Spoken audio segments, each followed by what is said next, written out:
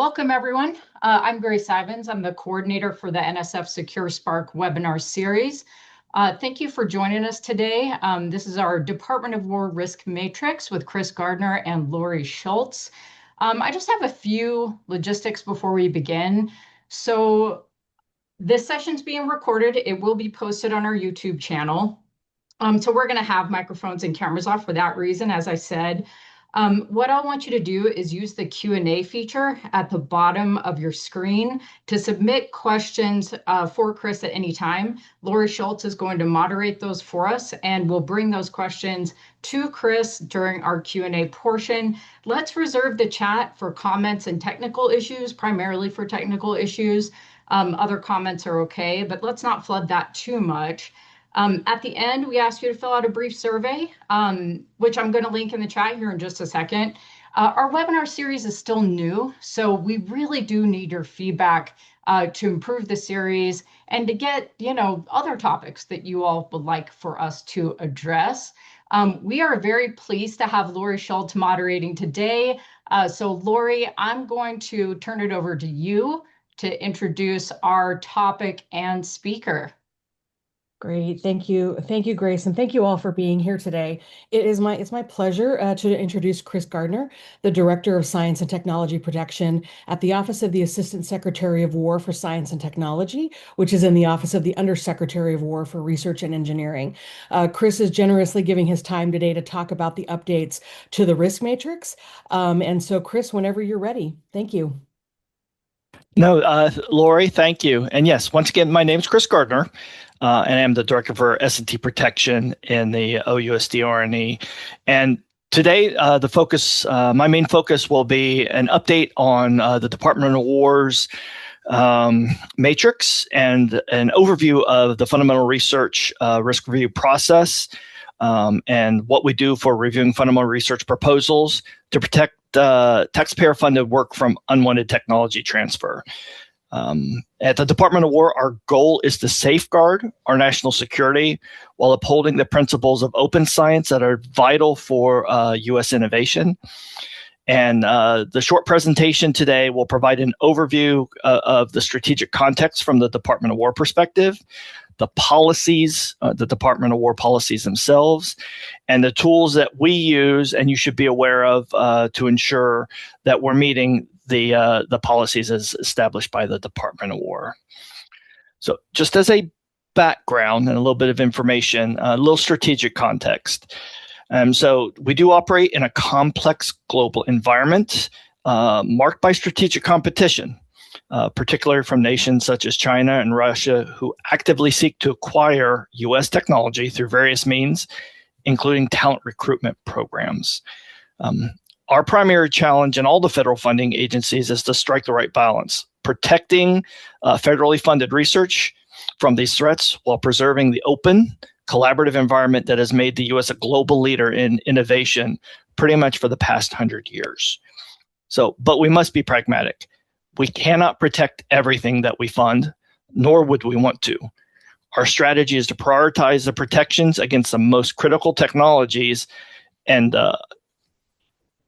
different types of funding while adaptive creatively to new challenges as they arrive. So as we change what we do in our posture, the global posture changes as well. So trying to give a little bit of strategic context. The colorful wheel on the right are various technology transfer mechanisms that our competitors use to gain technology advantage from us. And not all of them are relevant to the academic realm, but leaving vectors open to any one of these can lead to unwanted technology transfer. So what I will do now is briefly go over kind of the Department of War's research security guidance and kind of a little bit of our internal processes. Kind of as a background, this effort is actually part of a broader coordinated government effort outlined in National Security Presidential Memorandum 33 titled Presidential Memorandum on United States Government-Supported Research and Development National Security Policy, which was signed in January of 2021. So it is now 5 years old. Key directive of NSPM 33 requires that all federal research funding agencies mandate disclosure of information related to potential conflicts of interest and commitment from all participants. This is manifested both in the SF 424, but the common disclosure forms that the federal agencies work together and are hosted on the National Science Foundation portal. And the implementation of this guidance stresses a risk-based approach, meaning our security measures are designed to provide benefits that justify any burden on the research community as well. So this is a federal-wide effort. Today's discussion is only on the Department of War's implementation of NSPM 33. Okay, so NSPM 33 came out in January of 21. In June of 23, the department came out with the Fundamental Research Risk Review Policy.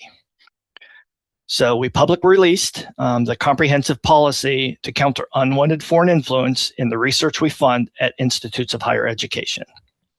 Okay. The policy introduced a consistent risk-based security review process for all fundamental research proposals submitted to the Department of War. So that's not just academic. The department does fund some applied research that is still fundamental or by contract out to institutions. So that is also covered.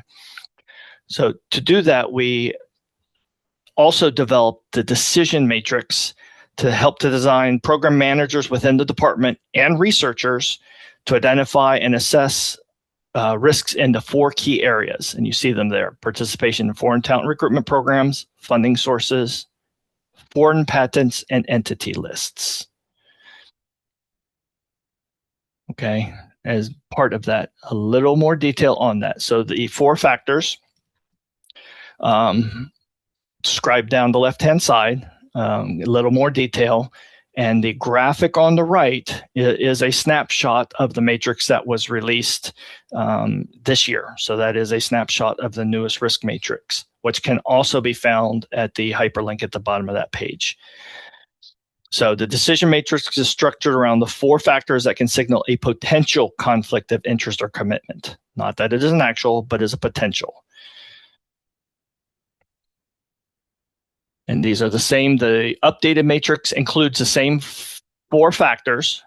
What we have done is tried to simplify. Our previous matrix had 5 different levels or categories. We've actually simplified it down to 3, being prohibited factors, mitigation measures required, and then no mitigation needed as well. We also scoped this matrix with automation in mind, or AI, with the various tools and vendors out there to be able to help automate some of the identification of indicators, not that they're risks in and of themselves. And we also, the other major change we had is we standardized the indicators to within the past 5 years, recognizing that the previous version had a number of different dates in it that made things confusing. Several years ago, there were reasons and it made sense, but now it is within the past 5 years. And the intent of that is within the past 5 years of submittal to the solicitation for each one of the proposals. So I wanted to go over a number of the matrix is one way that we go about reviewing proposals as they come in. Within them, there are a number of other tools and the lists that go with them, of which there are several updates.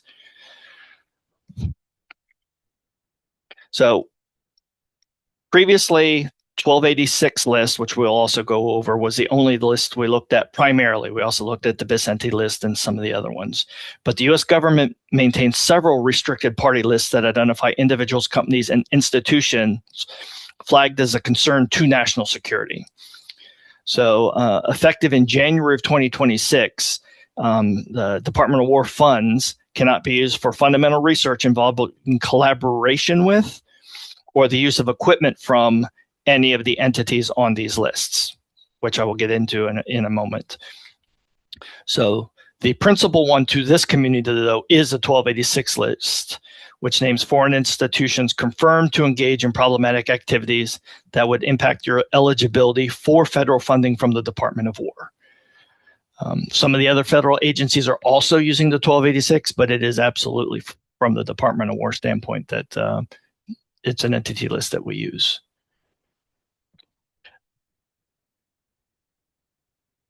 On that note, so we call the section 1286. It's actually because it's from section 1286 of the National Defense Authorization Act for fiscal year 2019 as amended. And we say as amended because Congress has amended it 4 times since the original 2019 as well.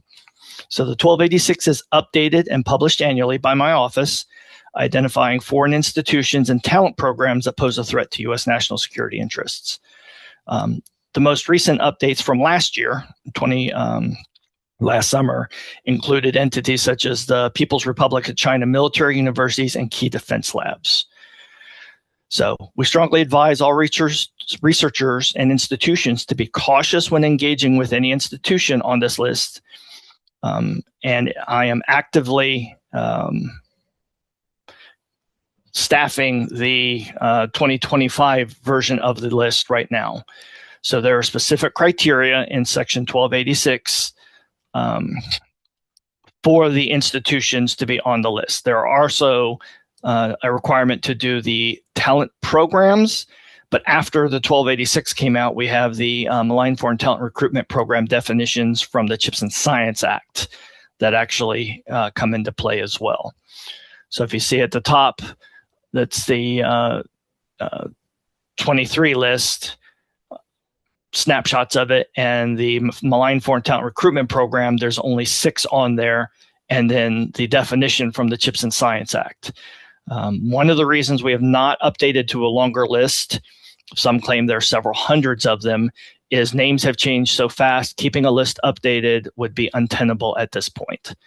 So it's the, what we do is, as we observe citations of talent programs, we actually have to go in and research and what are the attributes and see that they meet any of those criteria from Chips and Science Act section 10638 4A and then 10638 4B from as well.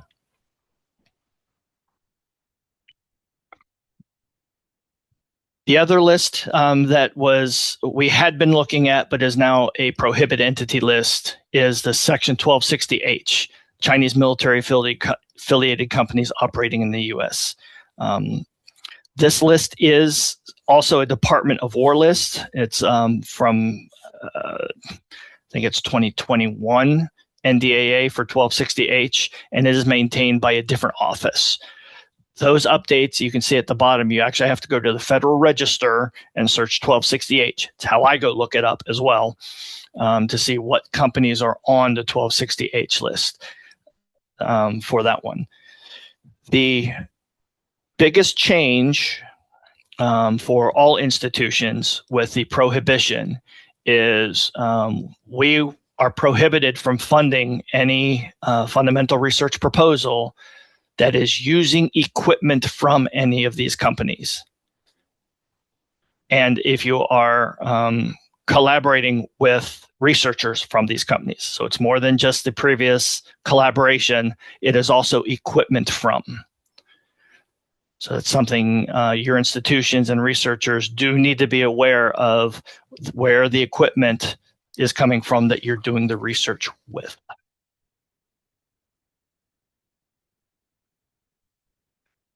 Those are the main 2 lists.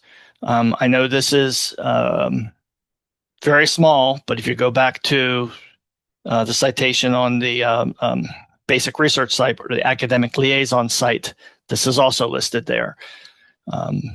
This is the whole list, of which the top one is 1286. The second one down is a 1260H. But then the rest of these are lists that are already prohibited lists for the federal government. We have now included them as aspects in a decision for the fundamental research as well. And the prohibition and the lists come from a number of different places: Departments of Commerce, Treasury, State, Homeland Security, and the FCC. So it is a responsibility of the research institutions and its employees to understand who you're working with and where you get the equipment from, and to be able to check these lists to ensure the culture is changing towards research security prior to collaborations and choosing to do research. I apologize for the small font on this. One of the reasons is, as I was going forward, I wanted to make sure people know where they could actually find these lists. And that's why the hyperlinks are in there for to be able to go and get the lists. There are a number of providers that are also pulling these lists in for a consolidated screening list. And a number of the vendors are also looking into doing this to provide some automation as well.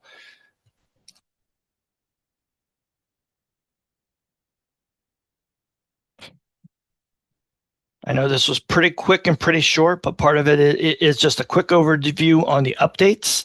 But the department maintains fully committed to open science and international collaboration.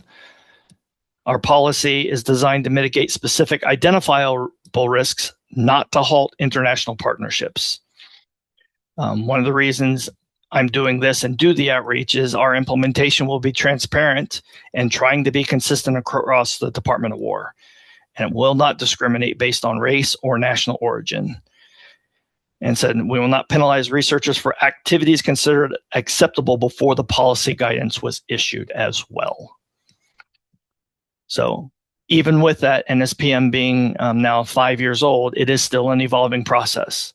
And I am actively seeking feedback, both from the academic community and from the internal Department of War and other federal funding agencies, to help us refine the policy, the decision matrix, and our implementation towards the future. I know this was relatively quick, and here's where you can contact us. For those who have a challenge or questions, you can send it to that top email box. The web portal that includes all of the fundamental research policies, lists, is the next one down, the basic research, defense.gov, the academic research security. And the other ones are there for reference as well. And with that, I know that was fairly quick, but I wanted to leave plenty of time for questions. Great. Thank you so much, Chris. And there are plenty of questions. I've been like putting them aside and sort of and ordering questions and collapsing some of the ones that are really similar. So one of the first questions I have is, someone pointed out that in 2025, the restriction appeared to focus on prohibiting awards for the specific purpose of conducting fundamental research between a U.S. institution and an entity on the 1286 list, but feels like the 2026 language is broader, stating that, active collaboration is between a covered individual and an entity on the prohibited entity list. So it seems like that's a little confusing. And the question is really, is the DOW intending to expand the scope of the prohibition to apply at the level of the investigator with any active collaboration, or is the language meant to restate the 2025 prohibition tying to the purpose of the funded project? And if you need me to re-ask that question, let me know. Go ahead and please re-ask the question while I think of the answer. Okay, sure. It basically like pointing out the distinctions between the language from 2025 to now, and feeling like that the biggest difference is between 2025 and 2026.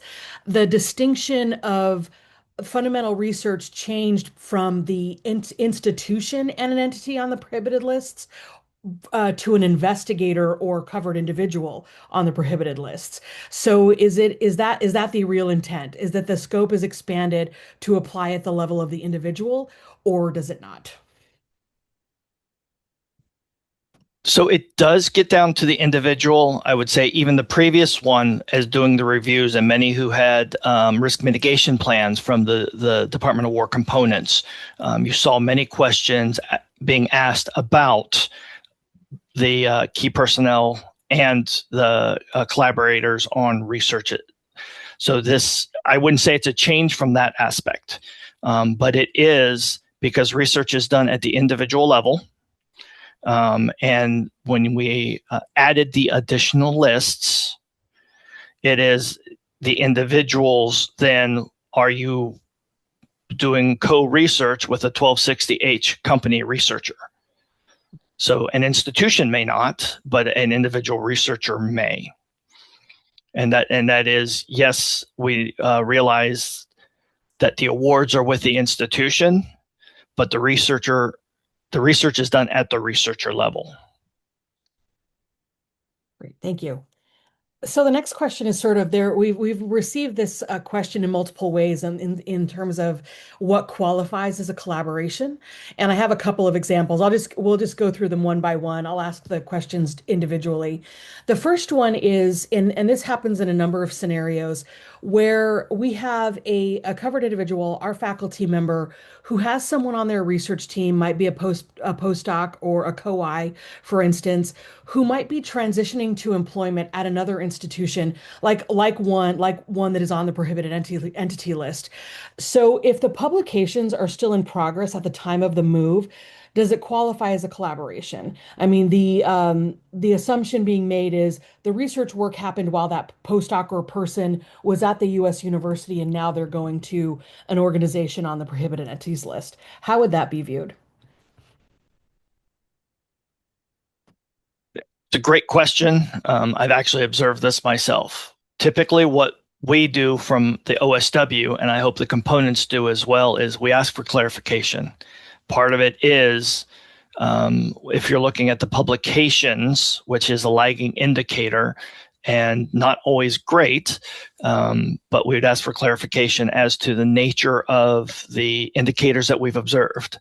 And I do that for the OSW sponsored fundamental research. So I not only have the joy of helping to craft these policies and matrices, I actually have to execute them myself. So I'll leave it there. Okay, thanks, Chris. Another question in the same vein around a collaboration and defining it. So could an entity that is from a country of concern provide fee-for-service work to support a DOW-funded study, or would that be considered a collaboration that falls into the matrix review? So if I understand the question, that is funding provided for the end result of the research and would still have to be reported. Great. If it's funding, it would be under the funding category. If it's personnel, it would be under the entity list category. And if the funding is coming from any of the entities on any of those lists, it would also have to be reported. Great, thank you. So another question that's been asked a couple of times in different ways is, where a center or lab is on the 1286 list, for instance, how do we treat it when that lab is at the university? Are both organizations or the entire piece of it, the university and the lab, considered prohibited? One example might be the Center for International Security and Strategy, which is affiliated with Tsinghua University. No, perfect question. So one of the things that we tried to do is get down to the level of detail at within an institution, so it didn't cover the whole institution. So that was the whole point of getting down to that specific institution and not all of Tsinghua. As well. If we intend for the whole institution to be on there, we will put the whole institution. But part of it is we still want to be able to do the international research and collaboration to the best we can. So getting the fidelity down to an institution, a lab level, is what we desire. We don't always have the information to do that. Great, thank you. And so we have a question that somebody else echoed, that a similar thing happened on their campus with with one of the DOW's funding agency, AFOSR, in this particular example, where the institution was issued an email notice from AFOSR indicating that the institution needed to certify compliance with the decision matrix, and that they have to explicitly state that all personnel supporting the grant have been assessed against the decision matrix and are compliant. So I guess the real question is, should they be doing that? Is this not a tool to help DOW components make decisions versus something that the awardee institution has to certify against? Great question. I actually got this by email from the institution as well. So these are the types of things we do need institutions to bring to our attention. So this is a case where we did need to go back to AFOSR and have discussion about what they were trying to do and the intent. So in that case, they should be revising what they send back out to the institution in of itself. My opinion is it's kind of hard to certify to a matrix, because that's what we use to make a decision. Right. You could certify to potential attributes in the matrix. I believe we already have to certify the malign foreign talent recruitment. But yes, somebody asked to go back. Is that the contact one you were looking for? Great, thank you. Speaking of malign foreign talent recruitment programs, and I know we talked about this before everyone was joining. One of the questions we see a lot, and I'll just have you answer it live, is, are we ever going to get a list of malign foreign talent recruitment programs that we can help check against as we're evaluating risk at our own institutions? In my perfect world, the answer is yes. We don't live in a perfect world. And what we've observed is name changes faster than we can turn around and publish them, which is why we do the citation to the attributes in the CHIPS and Science Act. And it is my understanding that institutions, if you have a professor or PI and they have any type of employment, which a talent program is, you can ask for a copy of that employment and or contract. And then, yes, you would need to do your own review against the attributes in the CHIPS and Science. Then we would, and I know some institutions have had this, where we, the DOW, have asked the institutions for copies of these agreements and or contracts as well. Being attribute-based versus list-based. Thank you. And here's a more direct question. Someone asked if the stance of the agency on the ASPE list has changed, and is it being used to make decisions around the matrix and potentially to deny funding? No, great question. So early on, say 2019, the ASPE list was one of the first public records of at least Australia's position on problematic institutions. It has now gone behind a paywall. So while we can use it for potential indicators, it is not one of the official lists that the DOW is using in our risk matrix.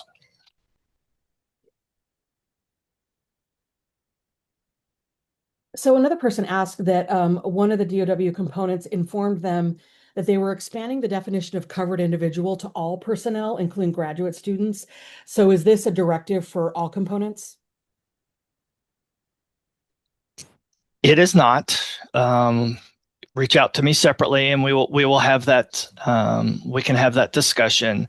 What has always been the case is, if you do have grad students or postdocs that are receiving scholarship funding from a foreign country of concern to attend the institution, and it's part of the research, that is a reportable as in-kind research for the covered individual or the PI.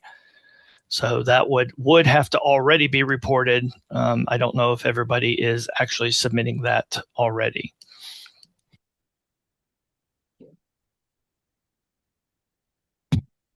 I'm just going through the list to see what is a good next one to ask. Okay, another person asks that they're working on a matter related to an entity on the unverified list, and that entity is on the 1260 list. So the entity they're evaluating is not on the list of universities affiliated with the PRC, but would the DOW consider unverified at the same risk level as entity on like the SDN list? I'm not sure I understand the question. I guess is unfair and unverified at the same risk level when they're not on 1286, but they're on 1260, and they're basically considered an unverified status. And we can follow up with that question if we need to. The person who Yeah, asked listed as anonymous, so I can't reach out.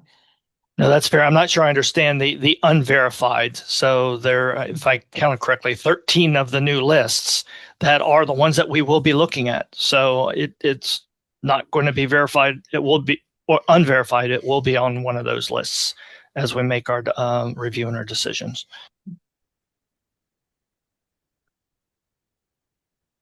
Another person asked how the agency is sharing interpretation with other agencies also using the 1286 list, like USDA, for instance. Can you get some clarification about what you mean by sharing? I guess, maybe I will expand out, and the person can maybe re-ask the question in the Q&A if they have more detail. I think it's around the center question, when a center is affiliated with the university and that being separate. So is that interpretation across the federal government? Like, is there a place where you work with other peers in other agencies to talk about these interpretations?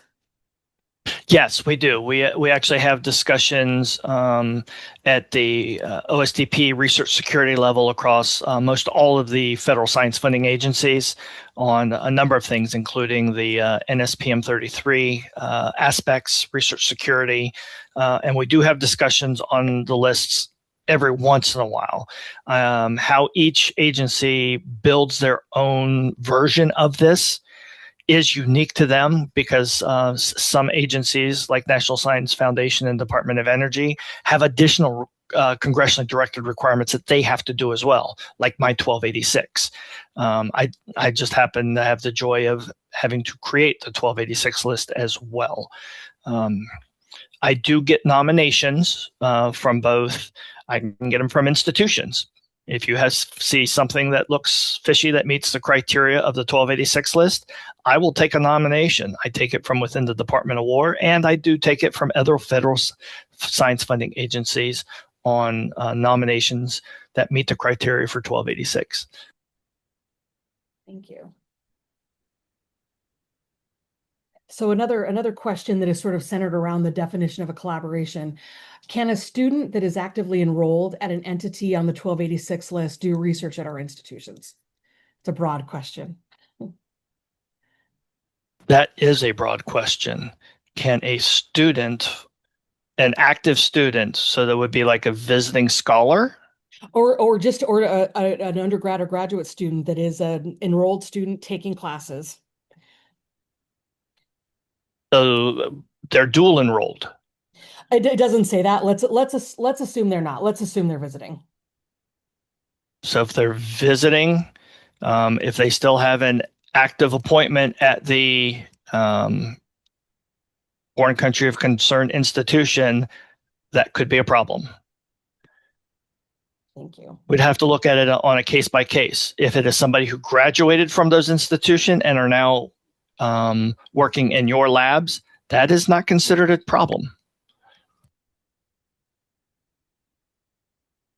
Yeah, this next question is sort of about the expectations of who's doing the screening, whether it's DOW or the potential awardee institution, around screening co-authors that are not affiliated with their institution and doing things like searches on social media posts. Is the expectation there that the institution is doing that, or just the DOW? That I will leave up to each of you and the institutions. What I'm telling you is generally how we go about doing our analysis and reviews. Your PI should know who's they're co-authoring with. They should know who's putting their names on papers that might not be appropriate to put names on papers as well, which does happen. So that I will leave up to you. from your standpoint and what you want to implement. I know some of the aspects of the secure analytics is trying to help out with that. I can't tell you that the expectation is for you to do it, but it is what we are doing. I've got another, this question's about equipment. So does the prohibition to use equipment from the companies on the 1260H list apply to newly purchased or past purchased as well? It's a catch-22. We are reviewing currently being used equipment. Yeah, thank you. So it could be both. Yeah, are there any recommended frameworks or best practices for universities to basically demonstrate compliance around the equipment purchases?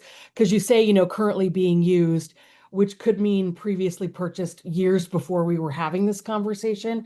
Are there practices that you would recommend so that we can demonstrate compliance? So remember, research security is a culture, not compliance. I do want to reiterate that.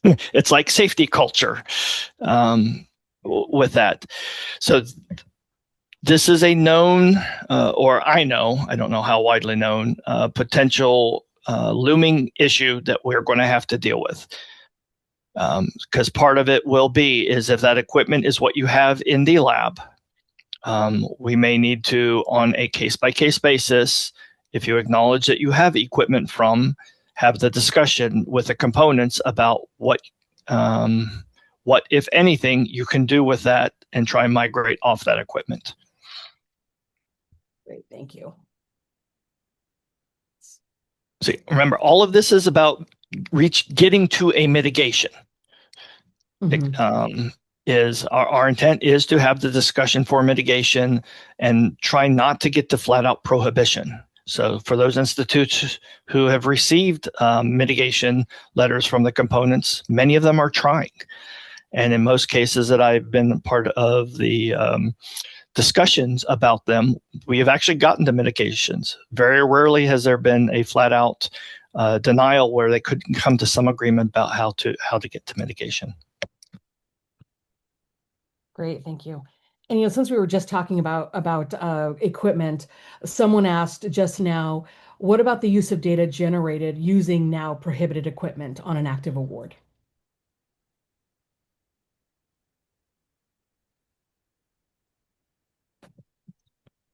Good question. I don't know. That's one I hadn't thought of. Would have to think about. It's not the active use of the equipment, but I do understand the data generated from. If that came to me, I would ask the question about how are you going to move forward with getting other data as well. Mm-hmm. Great, thank you.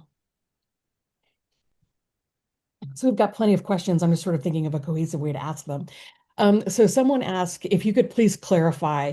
So on the top of the matrix under prohibited factors, where it says active collaboration for the specific purpose of fundamental research, what they want to know is that referring to the proposed project that is being reviewed by the DOW component, or whether it refers to a covered individual's entire research portfolio.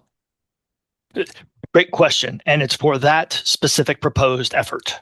That's why we tried to write it that way, is it is for that specific proposed effort to the Department of War. Great, thank you. Let's see.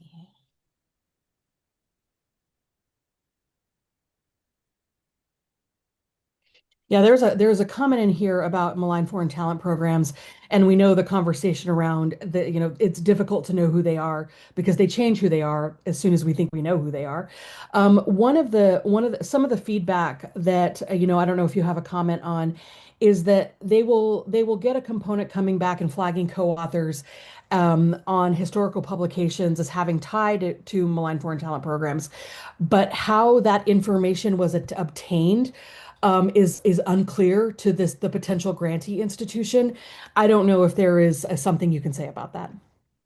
No, great. And this question has come up a number of times because, yes, it's not necessarily the principal PI, but the co-authors. Actually, if you look in the previous matrix and the new matrix, it says mitigation measures required of covered individuals, co-authors on publications in scientific and engineering journals. So that is not new and has been part of the matrix since we wrote it. And when we do the research risk reviews, much like we do with the principal investigator, they typically list either through Science CV or on the other forms of current pending support.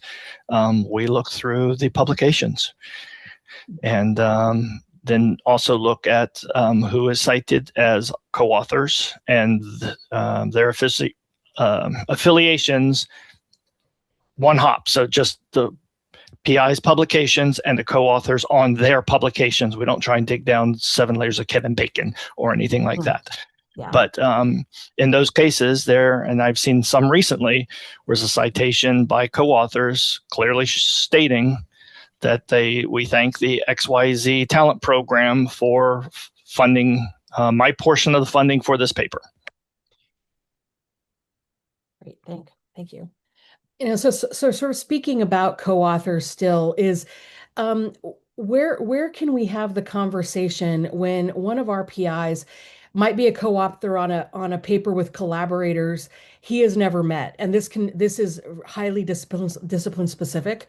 I'm thinking of like physics and CERN, where you might have a ton of collaborators who are co-authors that are not your close colleagues. Like, how do we have those conversations so that we understand where the risk lies and when there is no risk when these things are happening at the review stage for the matrix? No, I welcome that conversation. And part of that is, at least when our office goes back, we ask that specific question. What was the nature of, in essence, your name on this paper? And we typically get that back in writing pretty quick. From, I've never met these people, like the example you brought back, or, oh, that was a graduate student I had a decade ago. They continue to put my name on the papers. Well, that's a different behavior that we probably need to change, my opinion. So that is a great question, and it is on a case-by-case basis from the Department of War with the institutions. Yeah, I'll leave that. Great, thank you. We got another question asking for a clarification on the question about whether the review was for the potential award at hand versus the entirety of our researchers, research work. So the question is, does that mean that factor 4, prohibitive factors, does not mean that if a PI has an active collaboration with an entity list institution, that is not prohibited? I don't know if I'm asking that question clearly enough. I can put it directly in the chat so you can see how it was. No, I think I understand the question. Mm-hmm. So these reviews are solely about protecting federally funded research. So if a PI chooses to continue research directly with the 1260H company, you're more than welcome to. You just can't be doing that at the same time you're doing research funded by the Department of War. And so you'd either have to give up the research with the 1260H company and receive DOW and federal funding, or you keep with the 1260H. We can't tell you what to do and how to do it. And I have had in some of our reviews that has happened. We said, we thank you very much, federal government. We will go find our funding elsewhere. Great, thank you. And there's another question about collaborations with the 5-year look back. So what if the collaboration occurred before the entity was restricted, or if its status has since changed? State that question again. Okay. They're asking about like the 5-year look back. Let me find the question again. Sorry. They're coming in pretty fast. Some of them are long. My apologies. Told you this would be a fun one. It is. I mean, people have a lot of questions because I think you're right. In talking about research security is a value and a culture. But there's also a lot of pressure to get it right, and we don't always know what that means. That's for sure. So someone mentioned, sort of talking about like collaborations with the 5-year look back. What if the collaboration itself with a restricted entity happened before the entity was restricted? No, I do understand the question.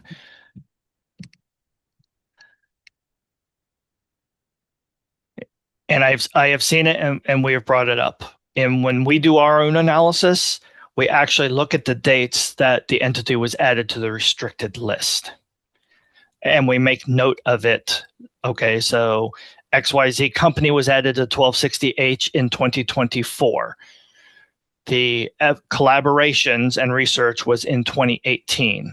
We note it, but it is not a prohibited because it's not, the collaboration has not been in the past 5 years. It was previously. It's a little more difficult to do. I understand it, especially with the number of lists we have now, but that is the intent of the Department of War. Great, thank you. So someone asks if you could just sort of describe the DOW organizational structure a bit in terms of like who does these risk reviews and how do they interact with your office in reviewing component specific activities or like frankly training the people who are doing these reviews? Great question. I don't know if I have enough time to give you the structure of the DOW for the rest of the week because it's changing daily. But from the OSW standpoint is Dr. Jason Day, who's the research policy director, is my counterpart within R&E. So he is the one who establishes most of the research policy. My office is the one who works more of the research security implementation side. So the decision matrix, helping craft the policies. I also work with the SIPR sitter due diligence policy, which is about to come out again since we now have an authorization. Yay! For SIPR sitter as of yesterday. Within each of the components, we do have oversight that they are executing the research security program. They can set up their own processes and how they do it themselves because I can't tell them. I can tell them what they need to do, not necessarily how they need to do that. There's some Title 10 authorities that go along with that. Offices do it from a mixture of everything in-house within one office to having two separate offices doing the effort. One that's the sponsor of the research and a separate office that does the fundamental research risk reviews. That's how actually Jason and I work most of the time. He is a sponsoring office for some of our fundamental research, and my office also does the reviews. From an oversight standpoint, Jason makes sure that they are implementing and doing. I provide oversight and guidances. Are they doing it in alignment with the policies that we've set out, such as the decision matrix 1286, and are they using the lists from that standpoint? So that's kind of how it is structured. It is also why, at least on the that second academic research security, if there are challenges, you email that top email box, and that comes directly to our offices at OSWRNE, and we should be able to kind of work through it and talk with them because I have contacts within each of the executing organizations for fundamental research. Great, thank you. Sort of related to that, someone asks, how many challenges to subcomponent risk determinations has the Basic Research Office heard, and have there been any overturned? So less than a handful since 2023. So there have been very few challenges. And I need to remember, the ones that I remember, the components followed the documented policy. So they were not overturned. Thank you.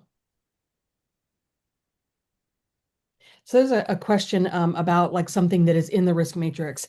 So it says for factor 4 in row 1, where it mentions funding associated with an entity on a prohibited list, it says funding of or to a prohibited entity. Does that mean funding from or to a prohibited entity? It's getting into the I've had this question. I'm an engineer, and English is not my first language, and a lot of people didn't catch it. The intent of that one, no, is funding too. So our DOW funding to the institution cannot be used to have that money go to any entity that's on any of the lists, and that is inclusive of equipment that you would purchase from those companies. Great, thank you. So when we introduced companies into this, it got a little, my term, wonky. Yeah, for sure. You can always count on the folks in this community to read things very closely. So if you They ever need to, absolutely, and they should. Yeah, and absolutely. they should. Yeah. Let's see. I am just going through the list. Some of these questions I will pass along to you after the fact. It seems like they need a little more nuance than the time we have left. So here's a short question. Did the Department of War update the risk matrix due to the Fox and Henhouse report by the Select Committee on China?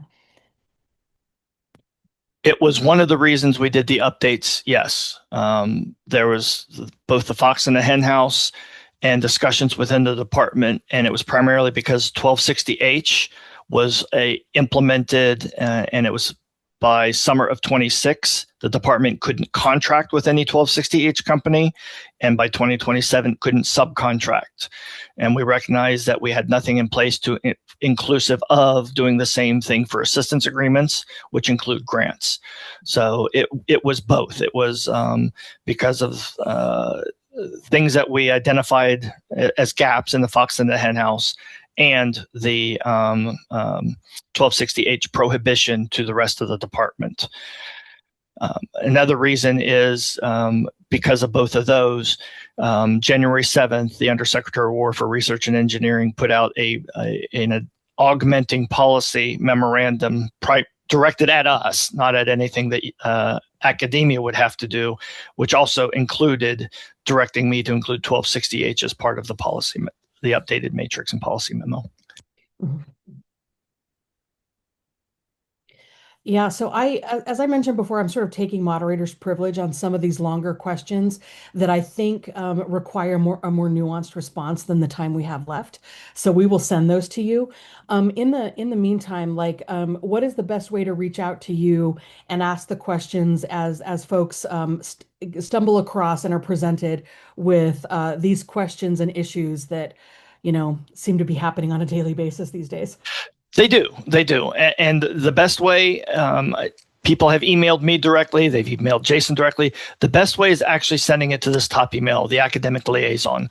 That way it comes into a group inbox that we can then jump on and work through the questions on those as well.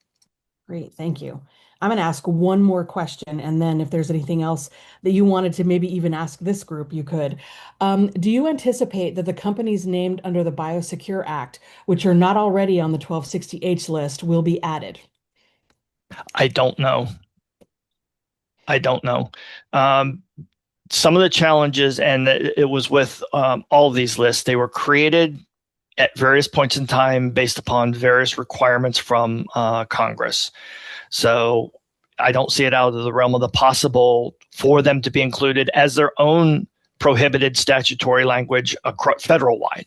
I just don't know yet with those. So could be, but to my knowledge, it is not within the DOW's purview to unilaterally do that. Great, thank you. Thank you so much, Chris.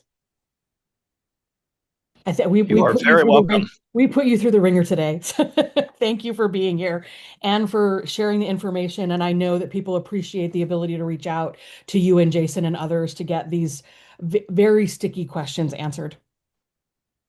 We're here to help. And part of it is, I hope the other federal agencies will do something similar, because there are nuances between the requirements that we have. Many are similar, related to NSPM 33, but there are others and other requirements as well. Thank you so much, Chris. Folks, thank you for joining us today. Before you go, we would appreciate your feedback. As I mentioned, our series is still pretty new, so fill out our survey. I did put those links into the chat. You can also follow us on the Secure Center LinkedIn and the events page for future webinars. We do have a couple coming up, one on April 28th and one on May 12th. Thank you all again and have a wonderful afternoon. And thank you, Chris, for accommodating and taking those hard questions. You are welcome anytime. Thank you, Chris.